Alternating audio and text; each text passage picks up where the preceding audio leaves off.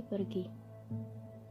Hari ini hari ke-29 untuk Februari 2020. Februari identik dengan bulan kasih sayang, identik dengan hujan di sepanjang hari.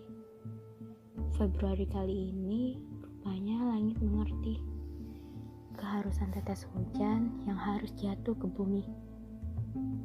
Bentar, tapi rupanya gak hanya hujan, mata juga meneteskan.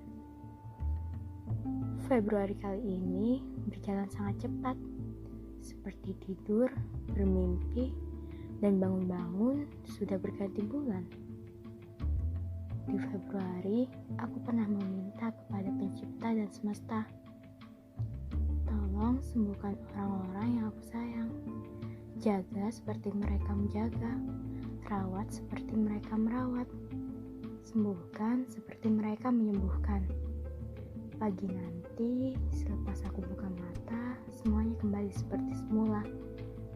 Ibu yang dewasa memasak berbagai macam masakan penuh cinta, berjalan tanpa rasa sakit, bercerita tanpa jeda, ceria tanpa tangis air mata, mandi sepuas hati, makan tanpa ada larangan, berjalan tanpa menggunakan bantuan, tidak lagi minum berbagai obat, dan menetap di rumah tanpa berkunjung ke rumah sakit.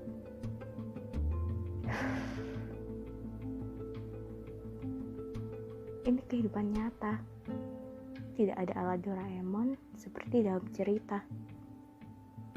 Manusia berencana dan berusaha, Pencipta yang menentukan ending cerita. Rupanya, Pencipta sayang ke ibu aku. Pencipta gak mau aku sedih. Ibu harus berulang kali disuntik, dipasang kabel-kabel, alat monitor jantung, dan berbaring sendirian di ruangan dingin bernama ICU. Ibu yang kuat, tidak sekuat dulu. Ibu benar-benar terbaring tidak berdaya, bahkan tidak bisa berbicara. Kata dokter, ibu koma. Pantas saja, waktu aku cerita panjang lebar, ibu hanya terdiam. Di sini, aku mulai sadar. Ternyata, tidak selamanya manusia baik-baik saja. Perempuan yang paling kuat ternyata menyembunyikan kesakitannya lewat senyuman. 4 Februari 2020. Pencipta memberikan takdir baik untuk ibu. Pencipta memanggil ibu, mengharuskan ibu pergi dari dunia. 19 tahun, ibu menemani aku di dunia, merawat aku yang paling ngeyel sedunia. Aku masih ingat bagaimana cara ibu membangkitkan aku yang jatuh dan rapuh waktu ditolak senam PTN.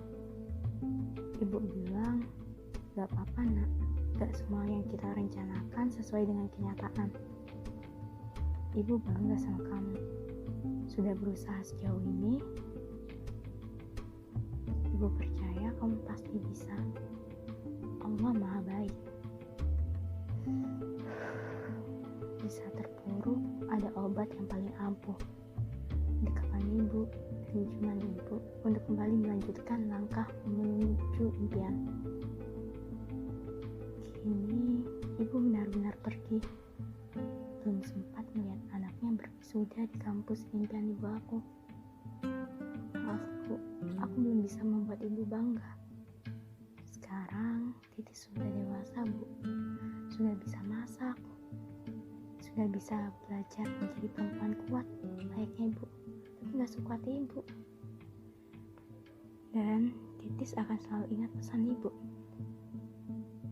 Aku pernah bertanya, bu, kalau ada orang jahat ke kita, kita harus bagaimana? Lalu ibu menjawab dengan senyuman, ya kita harus berbuat baik kepada orang itu. Lalu aku menjawab, tapi bu, kan orang itu jahat ke kita. Lalu ibu mengelus tangan aku dan berkata, sekalipun manusia di bumi tidak semuanya baik dan menjahati kita, kita tidak boleh membalasnya dengan jahat juga. kita harus tetap menjadi baik. Kalau kita jahat, pencipta gak suka. Nanti dia marah.